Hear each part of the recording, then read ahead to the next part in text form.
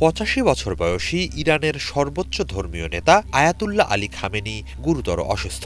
অক্টোবরে এমন প্রতিবেদন প্রকাশ করে যুক্তরাষ্ট্রভিত্তিক সংবাদ মাধ্যম নিউ ইয়র্ক টাইমস। এরই মাঝে শনিবার ইসরায়েলি সংবাদ মাধ্যম ওয়াইনেট নিউজ দাবি করে, জীবন সংশয় নিয়ে খামেনি বর্তমানে কোমায় আছেন।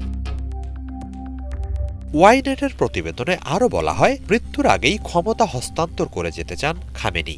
এ লক্ষ্যে গত ২৬ সেপ্টেম্বর নীতি নির্ধারণী পর্যায়ের ৬০ শীর্ষ নেতার গোপন এক বৈঠকে এরই মাঝে খামেনির দ্বিতীয় ছেলে ৫৫ বছর বয়সী মোস্তাবা খামেনিকে ইরানের পরবর্তী সর্বোচ্চ ধর্মীয় নেতা নির্বাচিত করা হয়েছে। ওয়াইনেট জানায়, গুরুতর অসুস্থতার দরুন খামেনির পীড়াপিড়িতেই ওই বৈঠক হয়। ছেলে মোস্তাবা যাতে সর্বসম্মতভাবে পরবর্তী ধর্মীয় নেতা নির্বাচিত হন, সেজন্য বৈঠকে উপস্থিত সবাইকে নানাভাবে চাপ ও হুমকি দেয়া হয় বলেও দাবি ওয়াইনেটের। প্রতিবেদনে বলা হয়, নিজের পরিবারেই ক্ষমতা কুক্ষিগত করে রাখার উদ্দেশ্যে ছেলে মোস্তাবাকে পরবর্তী সর্বোচ্চ নেতা হিসেবে বেছে নিয়েছেন খামেনি। মৃত্যুর পর বিরোধীরা যাতে এ নিয়ে দ্বন্দ্ব সৃষ্টির সুযোগ না পায়, তাই জীবদ্দশাতেই সব ব্যবস্থা পাকাপোক্ত করছেন। জনগণের পক্ষ থেকে যে কোনো বিক্ষোভ এড়াতে ওই বৈঠকের কথা একেবারে গোপন রাখা হয় বলে দাবি করে ওয়াইনেট।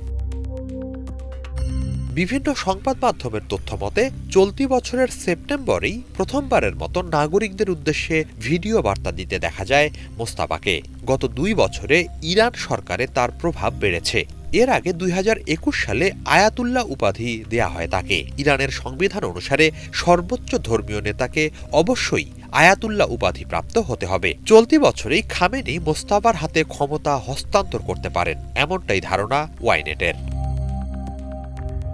ধর্মতত্ত্বে ব্যাপক দখল থাকা মোস্তাবা মূলত একজন ধর্মীয় গুরু। খামেনির প্রত্যক্ষ তত্ত্বাবধানেই বেড়ে উঠেছেন তিনি। প্রকাশ্যে ততটা দেখা না গেলেও ২০০৯ সালে নির্বাচন পরবর্তী বিক্ষোভ দমনে তিনি গুরুত্বপূর্ণ ভূমিকা পালন করেন বলে প্রচারিত। এদিকে ইরানের পক্ষ থেকে আনুষ্ঠানিকভাবে খামেনির কোমায় থাকা বা গোপনে পরবর্তী সর্বোচ্চ ধর্মীয় নেতা নির্বাচনের বিষয়ে কোনো মন্তব্য আসেনি। তবে এরই মাঝে সর্বোচ্চ নেতার কার্যালয় থেকে লেবাননে নিযুক্ত ইরানের রাষ্ট্রদূত মোস্তাবা আমানির সাথে খামেনির সাক্ষাতের একটি ছবি প্রকাশ করা হয়েছে।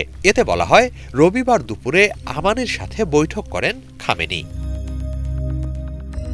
অনেক বিশ্লেষকের মতে, ইরানের বিরুদ্ধে ইসরায়েলি ও আন্তর্জাতিক প্রোপাগান্ডার অংশ হিসেবেই খামেনির কোমায় থাকা বা গোপনে সর্বোচ্চ ধর্মীয় নেতা নির্বাচনের মতো তথ্য পরিবেশন করা হচ্ছে।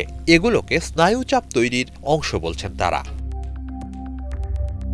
তবে খামেনি কোমায় থাক বা না থাক, বয়সজনিত কারণেই তার জায়গায় নতুন কারো সর্বোচ্চ নেতা হিসেবে অভিষিক্ত হওয়া সময়ের ব্যাপার মাত্র। ইরানের প্রয়োজন এমন একজন নেতা যিনি যথাযথভাবে অভ্যন্তরীণ ক্ষমতার দ্বন্দ্ব, ইসরায়েলের সাথে চলমান সংঘাত সহ আঞ্চলিক ও আন্তর্জাতিক পরিস্থিতি সামাল দিতে সক্ষম। হিজল জোবায়ের, বাংলা ভিশন।